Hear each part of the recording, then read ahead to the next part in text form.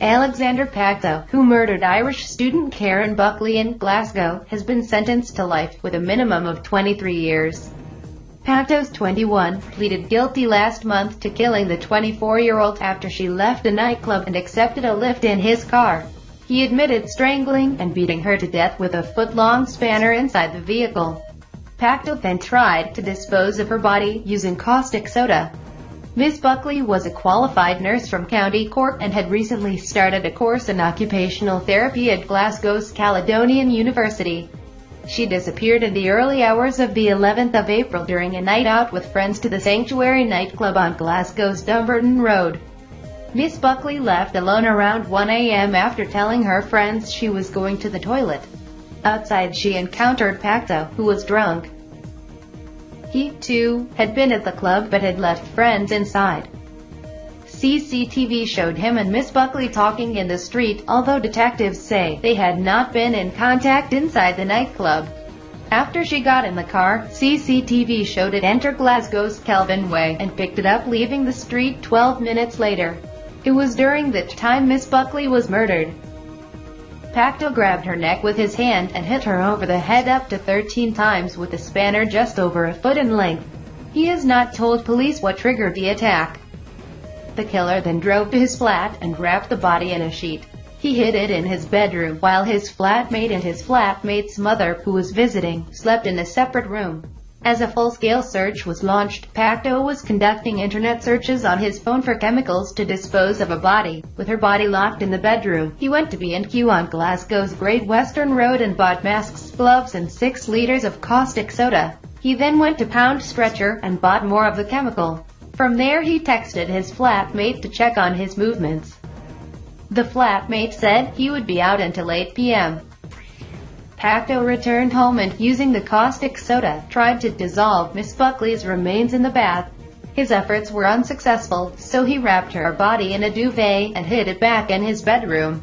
The next day, the 13th of April, he went to a Tesco store to buy nail brushes and scouring pads, and asked a member of staff if they could recommend a product to remove blood from a mattress. He then returned to his flat and put the mattress in the shower in an attempt to remove her blood. He then made 3 separate trips to High Cragton Farm in Milngavie, outside Glasgow, where he had once stored fireworks prior to selling them. This time, he arranged with the farmer to rent 2 storage units for a week. On the first 2 trips, Pacteau burned Miss Buckley's clothing, the duvet he had wrapped her body in and the mattress from his bedroom, as well as cleaning utensils.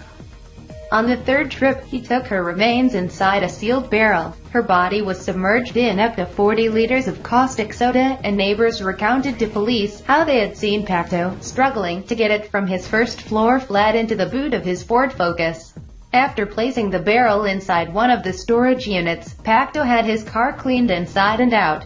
All the time, the search for Miss Buckley was intensifying. Police matched an image from CCTV inside the nightclub to the man she was seen talking to in the street. The nightclub manager knew one of the people in Pacteau's company, and he in turn identified him. On the evening of the day he dumped Miss Buckley's body, police went to Pacteau's flat in Glasgow's Dorchester Avenue. On answering the door, Pacteau told them, "I was just coming to see you."